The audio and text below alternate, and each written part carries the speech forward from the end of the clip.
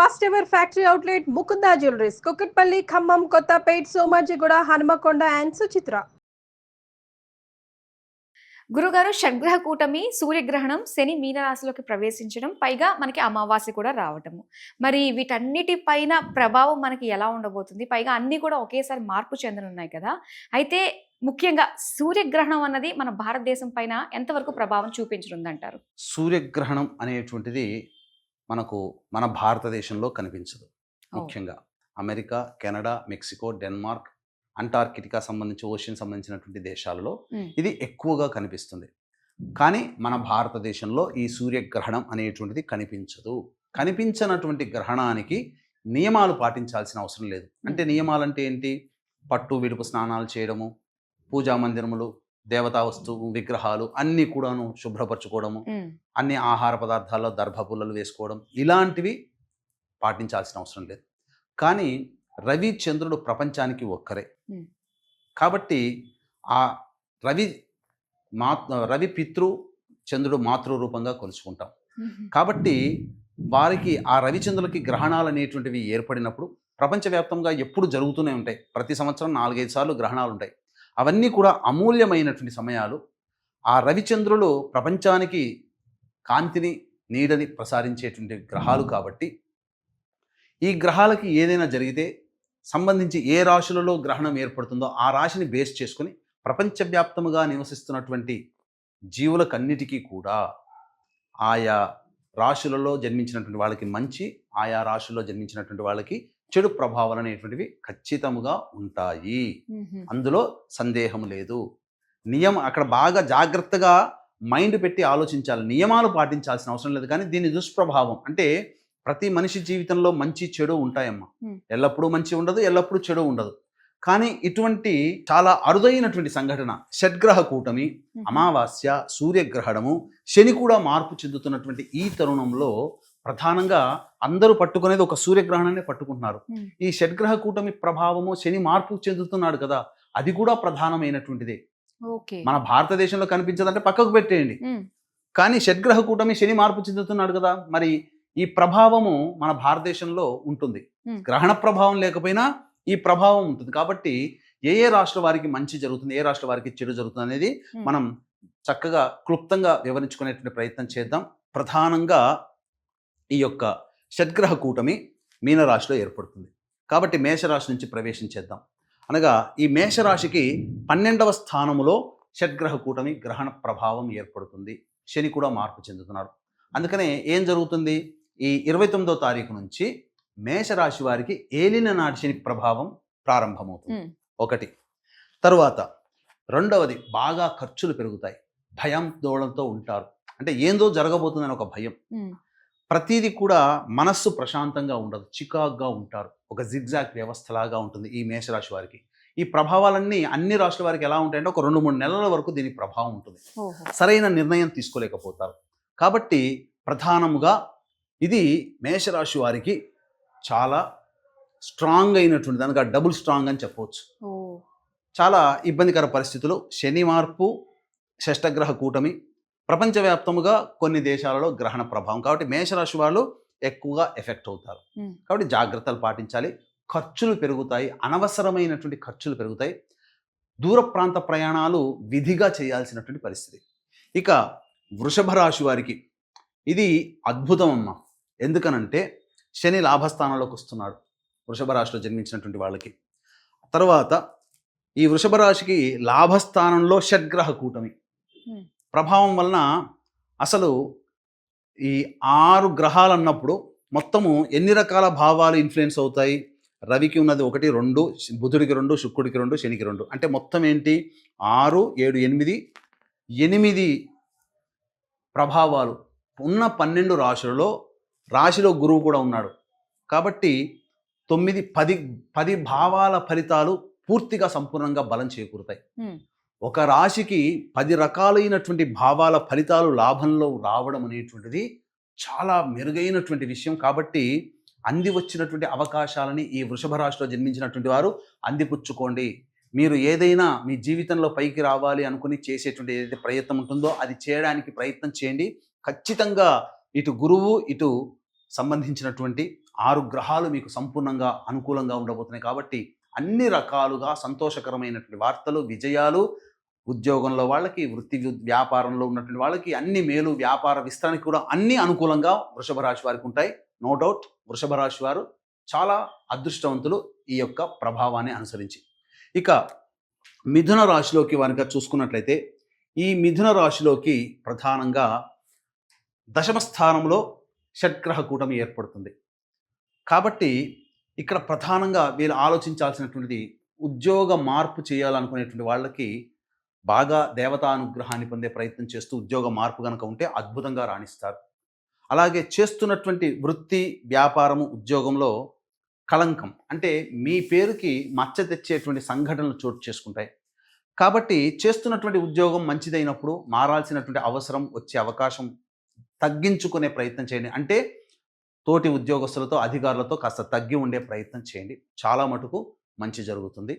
కాబట్టి ప్రధానంగా ఏదైనా మార్పులు అనేటువంటివి జరుగుతాయి మీరు చేసేటువంటి నిర్వహణలో. అనగా చేస్తున్నటువంటి కంపెనీలోనే వేరే దానికి మార్పు రావడం, ఆకస్మికమైనటువంటి బదిలీలో జరగడానికి మిథున రాశి వారికి ఆస్కారం ఎక్కువగా ఉంది. ఇక కర్కాటక రాశి వారికి చూసుకున్నట్లయితే ప్రధానంగా ఈ కర్కాటక రాశి వారికి లాభంలో గురుడు యోగమే, వ్యయస్థానంలో కుజుడు, అలాగే నవమ స్థానంలో ఈ షడ్గ్రహ కూటమి ప్రభావం ఏర్పడుతున్నటువంటి కారణం చేత ఈ కర్కాటక రాశి వారికి అనుకూలంగా ఉండేటువంటి గ్రహాలు 2 మరియు కుజుడు, గురువు 3, అనుకూలంగా లేని గ్రహాలు 3-4 గ్రహాలు. కాబట్టి ఏమవుతుంది, ఫలితాలన్నీ కూడాను సామాన్యంగా ఉంటాయి. ఏది జరిగినా మంచి చెడు సమానమే, పాలు నీళ్ళలాగా కలిసిపోతాయి, సమస్యలు సుఖాలు. కాబట్టి మిశ్రమమైనటువంటి ఫలితాలు కర్కాటక రాశిలో జన్మించినటువంటి వాళ్ళు పొందుతారు. కాబట్టి ఇబ్బంది పడాల్సినటువంటి అవసరం లేదు. ముఖ్యంగా తండ్రి గారి ఆరోగ్యం పట్ల శ్రద్ధ వహించాలి. ఆస్తి వివాదాలకు సంబంధించినటువంటి విషయాలు ఎక్కువగా శ్రద్ధ పెడతారు. అలాగే ఆస్తి పంపకాలకి మార్గం సుగమమవుతుంది. అలాగే కోర్టు సంబంధమైనటువంటి వ్యాజ్యములు ఉన్నప్పుడు మీదే గెలుపు అయ్యే అవకాశాలు ఎక్కువగా ఉన్నాయి. ఇక సింహరాశి మనం చూసుకుంటే సింహరాశిలో జన్మించినటువంటి వారికి ప్రధానంగా అష్టమ శని ప్రభావం ప్రారంభమవుతుంది. ఇది మహాదోషం. అలాగే ఈ షష్టగ్రహాలన్నీ కూడా 6 గ్రహాలు అన్నీ కూడా అష్టమ స్థానంలో ఉండడం ఇది చాలా దోషభూయిష్టం. అందుకనే త్రిబుల్ మార్క్స్ వేస్తున్నాను. మేషరాశి కన్నా సింహరాశి డేంజర్ జోన్లో ఉన్నట్టు. ఒకసారి ఈ సింహరాశిలో జన్మించినటువంటి వాళ్ళు గుర్తు తెచ్చుకోండి. 2006 నుంచి 2009 సంవత్సరం, ఆ 3 సంవత్సరాలు మీ జీవితం ఎలా ఉందో ఒక్కసారి కూర్చొని వెనక్కి వెళ్ళండి. Flash back. చెరుకు గడ పిప్పి చేస్తే చుక్క కూడా లేకుండా ఎలా జీవితం స్క్వీజ్ అయిపోయిందో అలాంటి సంఘటనలు కొన్ని జరగడానికి శని మార్పు, అలాగే షడ్గ్రహ కూటమి, గ్రహణ ప్రభావము, అమావాస్య రోజున జరుగుతున్నటువంటిది కారణం సింహరాశి వారికి. కాబట్టి జాగ్రత్తలు పాటించండి. నిర్ణయాలలో మీకు ప్రధానంగా సింహరాశిలో జన్మించినటువంటి వారికి నిర్ణయ శక్తి లేకపోతుంది. ఏది మంచి ఏది చెడి, ఎవరు మంచి ఎవరు చెడు, ఏది యోగము ఏది అవయోగం గుర్తించలేకపోతారు. కాబట్టి తద్వారా మంచి నిర్ణయాలని, అవకాశాలని వదులుకోవడం కానీ, చెడు నిర్ణయాలు, చెడు చేసేటువంటి విషయం ఎక్కువగా పట్టించుకోవడం కానీ, తద్వారా చాలా మటుకు నష్టపోతారు. ముఖ్యంగా ధనపరముగా ఎవరికి అప్పులు ఇవ్వకండి, మొహమాటానికి పోకండి. మీరు ఏదైనా చెయ్యాలనుకున్నప్పుడు పెద్దల సహాయ సహకారాలు 1-2 సార్లు ఆలోచించి చేయండి తప్ప గుడ్డిగా నాకు అనుభవం ఉంది, నాకు ఎక్స్పీరియన్స్ ఉంది, నేను తోపు అనుకుంటే సింహరాశిలో ఉన్నవాళ్ళు అధఃపాతాళానికి వెళ్ళిపోతారు. అదొక్కడి గుర్తుపెట్టుకోండి దయచేసి సింహరాశిలో జన్మించినటువంటి వారికి. ఇక కన్యా రాశిలో జన్మించినటువంటి వారికి చూసుకుంటే ఈ షడ్గ్రహ కూటమి ప్రభావం వలన సప్తమ రాశిలో ఈ షడ్గ్రహ కూటమి మరియు కేతు మొత్తము 7 గ్రహాల యొక్క ఎఫెక్టు. మొత్తము చెప్పాలి అని అంటే ఒక రకంగా 9 గ్రహాలు ప్రభావము ఈ కన్యా రాశి మీద ఉంటుంది. కాబట్టి చాలా అద్భుతం. ఒక విధంగా మంచి చేసుకోవాలనే ఉద్దేశంతో నీతి నిజాయితీ ధర్మాన్ని కట్టుబడి ఉంటే కన్యా రాశిలో జన్మించినటువంటి వాళ్ళకి 9 గ్రహాలు అనుకూలిస్తాయి. ఎందుకనంటే ఈ ఉన్నటువంటి 6 గ్రహాలు కన్యా రాశి మీద దృష్టి కేంద్రీకరిస్తాయి. 5వ దృష్టితో గురువు, 4వ దృష్టితో కుజుడు, ఈ రాశిలోనే కేతు ఉండడం. మొత్తం మోస్ట్ ఎఫెక్ట్ జొడాయిక్ సైన్ ఏది అయ్యానంటే కన్యా రాశిలో జన్మించినటువంటి వారు. సంతోషంగానే చెప్తున్నాను, నవ్వుతూ చెప్తున్నాను. ఎందుకనంటే 9 గ్రహాల ప్రభావం కన్యా రాశిలో ఉండడం అనేటువంటిది చాలా, ఒక రాశిలో 9 గ్రహాల ప్రభావం ఉండడం చాలా అరుదు. కాబట్టి గ్రహ కూటమి ప్రభావం వలన, కాబట్టి ఈ కన్యా రాశి వాళ్ళు ఒక మంచి నిర్ణయాలు తీసుకుంటే మొత్తం 100కి 100% అదృష్టవంతులు. చెడు నిర్ణయాలు తీసుకుంటే 100కి 100% దురదృష్టవంతులు. కాబట్టి నిర్ణయ శక్తి మీ మీదే ఉంటుంది. ఏది చెయ్యాలన్నా ఈ 3 నెలల్లో అన్ని విధాలుగా ధర్మ మార్గంలో ఉండండి. అసలు గ్రహాలన్నీ ఎవరు ధర్మాన్ని పాటిస్తాయో వాళ్ళకే ఓటు వేస్తాయి. కాబట్టి మిగతా రాష్ట్ర వారికి అన్నిటికీ ఎలా ఉన్నా కన్యా రాశి వారికి మాత్రం 9 గ్రహాలు మీకు ఓటెయ్యాలి, 9 గ్రహాలు మిమ్మల్ని లేపాలి అని అంటే మీరు నిజాయితీగా ఉండండి. ఏమాత్రం కూడా అధర్మము, అలాగే ఏమాత్రము కూడా అసత్యము, ఏమాత్రము కూడా ఎవరికి చెడు చేయకుండా ఉండాలి అనే ఉంటేనే అధర్మము, అసత్యము, చెడు చేస్తే ఖచ్చితంగా అధఃపాతాళానికి వెళ్ళిపోతారు. మంచితనము, దేవతానుగ్రహాన్ని పొందితే అసలు 9 గ్రహాలు ఒక రాశికి అంత బలాన్ని ఇవ్వడం అనేటువంటిది చాలా అరుదుగా ఉంటుంది. ఆ 2 రోజుల పాటు ఖచ్చితంగా అదృష్టవంతులని చెప్పవచ్చు. ఇక తులారాశిలో జన్మించినటువంటి వాళ్ళకి ప్రధానంగా చూసుకుంటే యోగ కాలం. ఎందుకనంటే షష్టమ రాశి ప్రభావంలో ఈ గ్రహాలు ఉండడం వల్ల సంపూర్ణమైనటువంటి బలాన్ని ఇస్తున్నాయి. తులారాశిలో జన్మించినటువంటి వారికి ప్రధానంగా షష్టమ స్థానంలో పాపగ్రహాలైనటువంటి శని, రవి, రాహువు, క్షీణచంద్రుడు ప్రధానంగా రాశ్యాధిపతి కూడా వక్రీకరించి ఉన్నటువంటి కారణం, అదృష్ట స్థానాధిపతి కూడాను ఉన్నటువంటి కారణం. ఈ కారణం చేత అద్భుతంగా వృషభ రాశిలో జన్మించినటువంటి వాళ్ళకి ఏ విధంగా అయితే గొప్పగా మంచిగా చెప్పుకున్నామో తులారాశి వాళ్ళకు కూడా అంత యోగించేటువంటి మంచి పరిస్థితులు అని చెప్పవచ్చు. కాబట్టి అన్ని రకాలుగా యోగ కాలము, ఉద్యోగము లభిస్తుంది నిరుద్యోగస్తులకి, అలాగే ప్రమోషన్లు జరుగుతాయి. వృత్తి ఉద్యోగాల్లో ముఖ్యంగా మీ ప్రత్యర్థుల మీద మీరు విజయాన్ని పొందుతారు. ఆ ఒక్క మాట చాలు మీకు ఆనందాన్ని కలగజేస్తుంది. ఇక వృశ్చిక రాశిలో జన్మించినటువంటి వాళ్ళకి ప్రధానంగా చూసుకున్నట్లయితే మిశ్రమమైనటువంటి ఫలితాలు పొందుతారు. ప్రధానంగా చూసుకుంటే భూ సంబంధమైనటువంటి వివాదాలు ఎక్కువగా అవుతాయి. అలాగే ఈ యొక్క సంబంధించినటువంటి బద్ధకం పెరగడము వృశ్చిక రాశిలో జన్మించినటువంటి వారికి శుభ అశుభ, కర్కాటక రాశుల వల్లనే శుభ అశుభ మిశ్రమ ఫలితాలు ఈ యొక్క వృశ్చిక రాశిలో జన్మించినటువంటి వారు పొందుతారు. ముఖ్యంగా అర్ధాష్టమ శని ప్రభావం నుంచి బయటపడతారు. కావున ఒక 2-3 నెలల వరకు కూడాను ఆనందదాయకమైనటువంటి పరిస్థితిని చక్కగా వృశ్చిక రాశిలో జన్మించినటువంటి వాళ్ళు పొందుతారు. ఇక తదుపరి ధనుస్సు రాశిలో గనక వచ్చినట్లయితే ఈ ధనుస్సు రాశి నుంచి 4వ స్థానంలో 6 గ్రహాల యొక్క ప్రభావం, దుష్టగ్రహాలు ఎక్కువ అనగా పాపగ్రహాలు ఎక్కువగా ఉన్నటువంటి కారణం చేత పాప ఫలితాలు ఎక్కువగా పొందడం, అంతేకాకుండా అర్ధాష్టమ శని దోష ప్రభావం ఉండడం, రాశ్యాధిపతి అయినటువంటి గురుడు ప్రధానంగా షష్టమ స్థానంలో ఉండడం, అలాగే కుజుడు స్తంభించి ఉండడం, కేతువు. ఇక్కడ మనం చెప్పుకున్నట్టుగా మోస్ట్ ఎఫెక్ట్గా 9 గ్రహాల యొక్క ప్రభావము అన్నాం కదా. కాబట్టి ఇక్కడ ప్రధానంగా ఈ 9 గ్రహాలు కూడాను అనుకూలంగా లేనటువంటిది. అనుకూలంగా మరల్చుకుంటే కన్యారాశి అనుకూలంగా వద్దనుకుంటే కన్యారాశి కూడా చెలి ఫలితాలు. కానీ ఈ ధనుసు రాశిలో జన్మించినటువంటి వారికి 9 గ్రహాలు కూడా అనుకూలంగా లేవు. 4వ స్థానంలో 6 గ్రహాలు, 6వ స్థానంలో గురుడు, 7వ స్థానంలో కుజుడు స్తంభించి ఉండడం, 10వ స్థానంలో కేతు. కాబట్టి ధనుస్సు రాశి వారికి కూడా మనం ఎక్కువగా అశుభ ఫలితాలు పొందే అవకాశం గోచరమవుతుంది. ఇక మకర రాశిలో జన్మించినటువంటి వాళ్ళకైతే ప్రధానంగా యోగించేటువంటి పరిస్థితులు సంపూర్ణంగా ఉన్నాయి. ఇంతకుముందు మనం చెప్పుకున్నట్టుగా 9 గ్రహాలు అనుకూలంగా ఒక రాశి మీద వీక్షణతో 9 గ్రహాలు అనుకూలంగా ఉంటే ఈ మకర రాశిలో జన్మించినటువంటి వాళ్ళకి గ్రహాలు ఉన్నటువంటి స్థితిని అనుసరించి మిగతా గ్రహాలన్నీ కూడాను ఉంటాయి. ఏదో సినిమాలో చెప్పినట్టుగా లాస్ట్ పంచ్ మనదైతే అన్నట్టుగా ఉన్నది కదా ఒక సినిమాలో. అలాంటిదే గ్రహాలన్నీ మనకు శుభాన్ని ఇవ్వడానికి ఉంటే మనకేంటి అన్నట్టుగా. ఎందుకంటే 3 గ్రహాలు, 3వ స్థానంలో 6 గ్రహాలు, 5వ స్థానంలో గురువు, 6వ స్థానంలో కుజుడు స్తంభించి ఉండడం, 9వ స్థానంలో కేతు. 9 గ్రహాలు ఇష్టం లేకపోయినా శుభ ఫలితాలని మకర రాశి వాళ్ళకి కట్టబెడతాయి. ఇక అంతా శుభంగా ఉంటుంది. వృషభ రాశి, తులారాశి, మకర రాశి వాళ్ళకి గోల్డెన్ ఆఫర్స్ అన్నీ కూడా. ఇక కుంభరాశిలో జన్మించినటువంటి వారికి చూసుకున్నట్లయితే ప్రధానంగా కుంభరాశిలో జన్మించినటువంటి వారికి 2వ స్థానంలో కుటుంబ స్థానంలో షడ్గ్రహ కూటమి, 4వ స్థానంలో గురువు, 5వ స్థానంలో కుజుడు మరియు 8వ స్థానంలో ప్రభావం కేతు. ప్రధానంగా ఏ గ్రహం కూడా అనుకూలంగా లేనటువంటి పరిస్థితి. ఖర్చులు ఎక్కువగా ఉంటాయి. కుటుంబ సభ్యుల మధ్య వాగ్వివాదాలు పెరుగుతాయి. ప్రధానంగా కుటుంబంలో చికాకులు పెరుగుతాయి. ధన నష్టం ఎక్కువగా ఉంటుంది. కంటికి సంబంధించినటువంటి బాధలు ఎక్కువగా ఉంటాయని చెప్పవచ్చు. ముఖ్యంగా ఈ యొక్క కుంభరాశిలో జన్మించినటువంటి వారు దంత వైద్యుని సంప్రదించాల్సినటువంటి పరిస్థితులు గోచరమవుతున్నాయి. కాబట్టి కుంభరాశి వారు కూడాను మోస్ట్ ఎఫెక్ట్గానే చెప్పవచ్చు. ఇక ఆఖరిదైనటువంటి మీనరాశి. ఇక ఈ మీనరాశిలోనే షడ్గ్రహ కూటమి కాబట్టి ప్రధానంగా మీనరాశిలో జన్మించినటువంటి వారు కాస్త ఇబ్బందికర పరిస్థితులు ఎదుర్కొంటారు.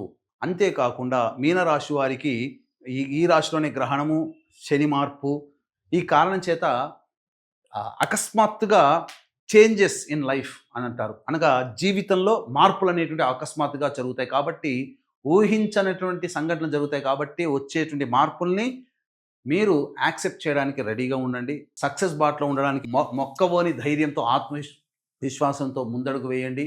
ఏది వచ్చినా, ఎటువంటి సందర్భం వచ్చినా జాగ్రత్తలు తీసుకునే ప్రయత్నం చేయండి. అన్ని రకాలుగా యోగకాలంగా ఉంటుంది. అంతేకాకుండా దీనికి సంబంధించినటువంటి పరిహారాలు కనుక చేసుకుంటే చాలా మంచి స్థితిని పొందుతారని చెప్పవచ్చు. గురుగారు, మరి ఎవరైతే బాగాలేని వాళ్ళు ఉన్నారో రాసుల వారు ఎలాంటి పరిహారాలు చేసుకుంటే కొంచెం మంచి ఫలితాలు లభిస్తాయంటారు?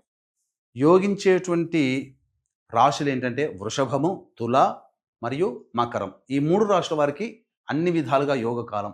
మధ్యస్థంగా ఉండేటువంటి రాశులు ఏందయ్యానంటే కర్కాటకము మరియు వృశ్చికము.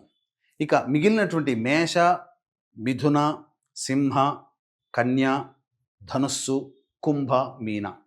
వెరసి చూసుకున్నట్లయితే వృషభ, తుల, మకర రాశుల వాళ్ళకి తప్పించి మేష, మిథున, కర్కాటక, సింహ, కన్య, వృశ్చిక, ధనుస్సు, కుంభ, మీన రాశిలో జన్మించినటువంటి వారికి ఈ యొక్క సంబంధించినటువంటి దుష్ప్రభావాలు ఎక్కువగా ఉంటాయి. కాబట్టి ఇది దాదాపుగా 2-3 నెలల పాటు యొక్క దుష్ప్రభావాలు ఉంటాయి. కావున ఏ సమస్యకైనా 2 రకాల పరిష్కారాలు ఉంటాయి. ఒకటి దైవ పరిష్కారం, 2 మానవ పరిష్కారం.